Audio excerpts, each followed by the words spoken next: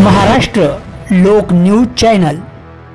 जिल्हा परिषद भंडारा समोर ग्रामपंचायत कामगार सेनेचे 2 दिवसीय आंदोलन।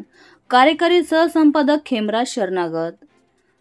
आपल्या प्रलंबित मागण्यांसाठी हे आंदोलन उभारण्यात आले। यामध्ये माननीय अभय यावलकर समितीच्या शिफारशी अंमलबजावणी, उत्पन्न व वसुलीची अट रद्द करणे, किमान वेतनासाठी कमिटी कायम करणे, लोकसंख्येच्या आकृतिबंध रद्द करणे, 10% आरक्षण प्रमाणे नोकर भरती करणे, 100% राहणीमान भत्ता सरकारी तिजोरीतून मिळणे, 10% 10 महिन्याची फरक बिल कपात न करता पूर्वीप्रमाणे 100% मिळणे इत्यादी मागण्यांसाठी महाराष्ट्र राज्य ग्रामपंचायत कामगार सेनेने आंदोलन उभारण्यात आले।